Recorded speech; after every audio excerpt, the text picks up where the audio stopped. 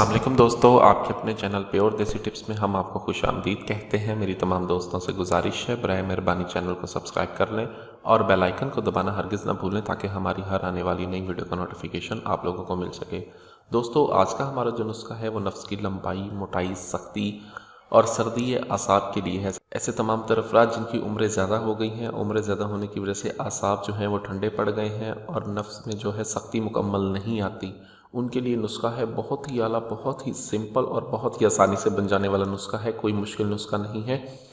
ये नफ्स की तमाम ब्लॉक रोगों को खोल के बेजान रोगों में जान पैदा करता है, नफ्स के पट्ठों को मजबूत करता है और नफ्स की सर्दी को ख़त्म कर नफ्स में सख्ती, ताकत और फरबी लाता है। ये ऐसा ज़बरदस्त नुस्खा है। इस तमाम तरफरात जो बेगम के पास जाते हैं लेकिन वज़ू में हम इंतशार मुकम्मल नहीं होता, कुछ कर नहीं पाते, शर्मिंदगी का सामना करना पड़ता है, तो उनके लिए नुस्खा है। बहुत ही आसानी से बन जाने वाला नुस्खा है। कोई ऐसी चीज़ नहीं है जो आपको बाज़ार से मुश्किल से मिले, लेकिन चीज़ें खालिस लेना शर्त है। अगर आप ये चीज़ें खालिस लेकर इस नुस्खे को बनाकर इस्तेमाल कर लेते हैं तो ये आपको 100% रिजल्ट देता है। नुस्खा क्या है, चलिए शुरू करते हैं। इसमें हमें सबसे पहले जो चीज़ चाहिए होगी वो है सलाजीत। सलाजीत आपने लेनी है, शुद्ध सलाजीत ले लें आप किसी भी पंसारी की दुकान पे या कहीं पर भी जहाँ पर आपको एतमाद हो वहाँ पर जाके आप 1 तोला खालिस सलाजीत ले आए।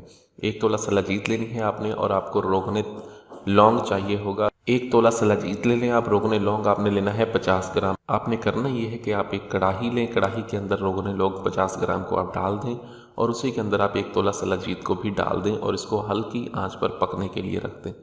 हल्की आंच पर इसको पकने के लिए रखें। जब ये अच्छी तरह से पक जाए, ठीक है, तेल अच्छी तरह से गर्म हो जाए और सलाजीत इसके अंदर पिघलने लगे, तब इसको अच्छी तरह से पकाते रहें। आपने इसको कम से कम भी 3 घंटे तक हल्की आंच पे पकाना है और मुतवातिर हिलाते रहना है, ठीक है। 3 घंटे के इसको पकाने के बाद चूल्हे की आग को बंद कर दें और इस तेल को ऐसे ही किसी खुले बर्तन में निकाल लें। बोतल में नहीं, खुले बर्तन में डाल के इसको महफूज करके रख लें।